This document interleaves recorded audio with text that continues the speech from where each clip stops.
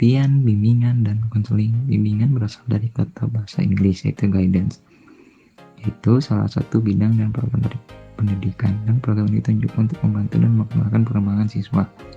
Bimbingan adalah proses pemberian bantuan yang dilakukan oleh seorang yang ahli kepada seseorang, baik remaja maupun dewasa, agar orang yang dibimbing dapat mengembangkan kemampuan dirinya sendiri dan mandiri dengan memanfaatkan kekuatan individu yang ada dan dapat dikembangkan berdasarkan norma-norma yang berlaku.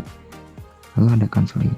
Konseling merupakan proses pemberian bantuan yang dilakukan melalui wawancara konseling oleh seorang ahli, yaitu konselor, kepada individu yang sedang mengalami suatu masalah atau klien yang bermuara pada teratasi masalah yang dihadapi oleh klien.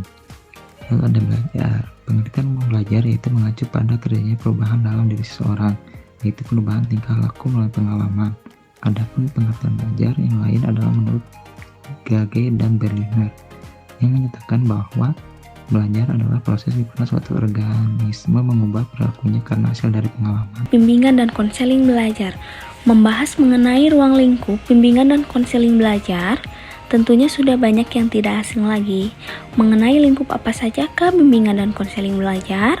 Secara spontan saja saat kita mendengar apa itu bimbingan dan konseling belajar, maka dengan otomatisnya kita akan berpikiran mengenai bimbingan yang disorotkan pada masalah-masalah belajar pada individu. Berikut ini akan disebutkan ruang lingkup bimbingan dan konseling belajar memiliki 4 ruang lingkup, yaitu 1. Perkembangan dan penyesuaian diri atau pribadi dalam belajar, diantaranya berkaitan dengan minat, kemampuan diri sendiri, juga aktualisasi terhadap kemampuan dan minat diri sendiri, dan mengarahkan diri ke arah yang lebih baik. Yang kedua, kemampuan dalam pendidikan dan jurusan, di antaranya memilih studi lanjut sesuai dengan kemampuan, memilih studi lanjut sesuai dengan minat, dan memilih studi lanjut dengan kondisi. Yang ketiga, perkembangan dalam belajar, di antaranya adanya informasi mengenai sukses dalam belajar, selanjutnya informasi mengenai bagaimana belajar yang efisien, dan yang terakhir informasi mengenai faktor-faktor apa sajakah yang dapat mendukung dan mengganggu belajar. Keempat, penelitian yang berkaitan dengan menyangkut belajar siswa, di antaranya melakukan penelitian terhadap siswa di sekolah yang berkaitan dengan banyak variabel, di antaranya prestasi, motivasi, minat, masalah, dan cara penyelesaiannya. Dan yang terakhir, meningkatkan pembelajaran dengan berbagai metode. Tujuan bimbingan dan konseling belajar. Bimbingan belajar adalah progres bantuan untuk memfasilitasi siswa dalam pengembangan pemahaman dan keterampilan dalam belajar, membantu memecahkan masalah belajar yang dialami siswa, sehingga siswa dapat berkembang secara maksimal. Tujuan pelayanan bimbingan belajar di sekolah: yang pertama, mencarikan cara belajar efektif dan efisien bagi siswa. Yang kedua, menunjukkan tentang cara mempelajari sesuatu dan menggunakan buku pelajaran. Yang ketiga, menunjukkan cara-cara menghadapi kesulitan dalam bidang studi tertentu. Yang keempat, memberikan informasi, saran, petunjuk tentang memanfaatkan perpustakaan. Kelima, membantu memilihkan suatu bidang studi sesuai minat dan bakat siswa. 6. Membantu dalam pembagian waktu dan perencanaan jadwal belajar siswa. Dengan adanya bimbingan belajar, diharapkan siswa dapat melakukan penyesuaian yang baik dalam situasi belajar secara optimal. Tujuan bimbingan belajar adalah agar siswa mampu memiliki keterampilan untuk menetapkan tujuan dan perencanaan pendidikan. Hal-hal yang dikemukakan dapat diartikan bahwa bimbingan belajar adalah untuk membantu siswa yang mengalami masalah di dalam memasuki progres belajar dan situasi belajar yang menghadapinya untuk memberikan bantuan secara optimal.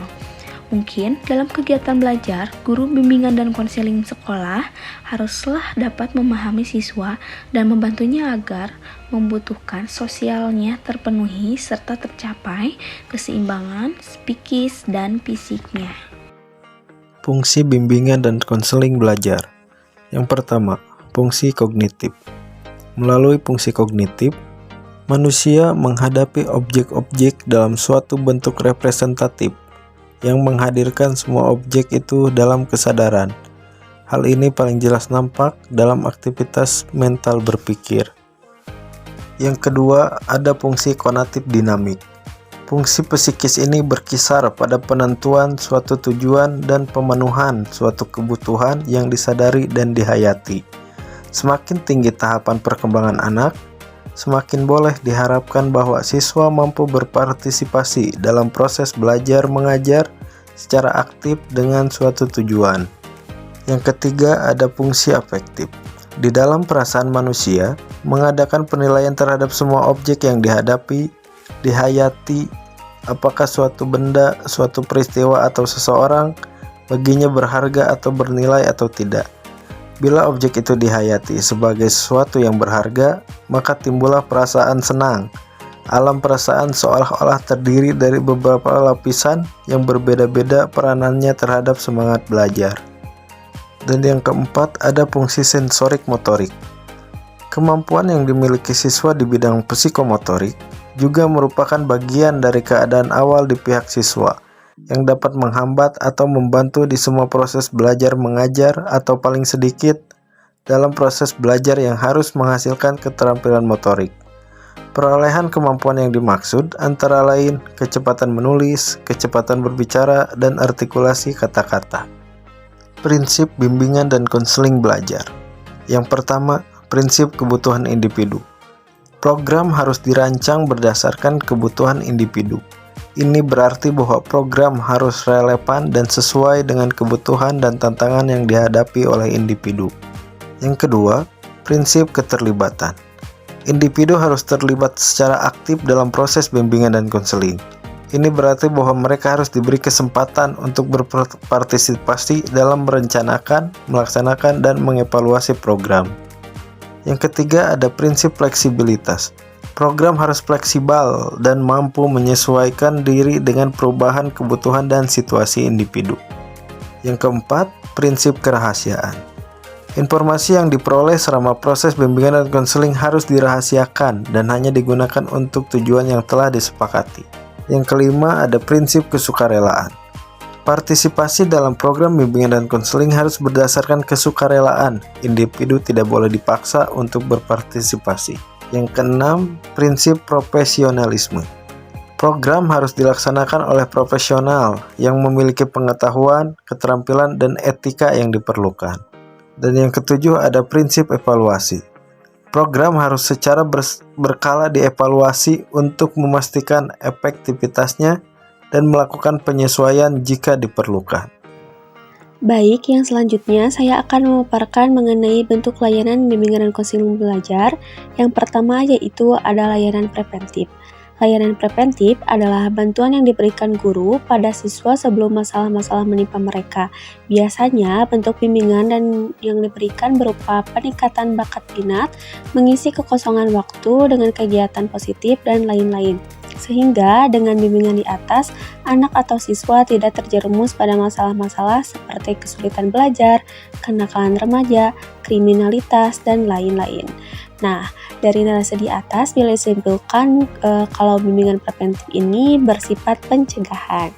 Metode atau jenis-jenis pembelajaran dan pembimbingan pada layanan preventif ini kami sebut dengan ruang lingkup kerja layanan preventif. Ruang lingkup ini harus dipahami terlebih dahulu sebelum Anda melakukan tindakan preventif pada siswa. Yang pertama, ada mengajarkan tata tertib. Yang kedua, menanamkan rasa disiplin. Yang ketiga, memberi motivasi. Dan yang terakhir, ada memberi nasihat. Nah, yang kedua ada layanan kuratif. Layanan kuratif adalah layanan bantuan yang diberikan kepada anak atau siswa demi tujuan untuk menyelesaikan bahkan membebaskan mereka dari permasalahan. Biasanya layanan kuratif ini dilakukan pada masalah siswa yang mencakup berat seperti melakukan tawuran, terlibat tindakan kriminal, merokok, dan lain-lain. Sedangkan sifat dari layanan kuratif ini adalah penyembuhan.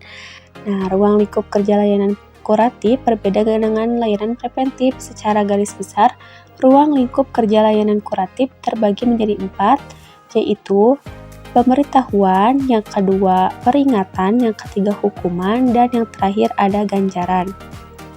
Yang selanjutnya, yang ketiga yaitu ada layanan self-development, merupakan layanan pengembangan diri melalui pendidikan dan pelatihan yang diberikan kepada mahasiswa dan sivitas akademika. Layanan self-development ini mencakup yang pertama ada pelatihan konselor sebaya, yang kedua pelatihan dosen penasehat akademik, yang ketiga pelatihan dan pengembangan perencanaan karir mahasiswa, yang selanjutnya ada pelatihan strategi belajar, keterampilan mengelola stres, pelatihan dan workshop teknik-teknik konseling, ada CTD, ada mental health training, ada public speaking, ada workshop pelayanan disabilitas, ada pendampingan belajar bagi mahasiswa disabilitas, ada konseling pranikah, pernikahan dan keluarga, dan yang terakhir ada outward dan team building.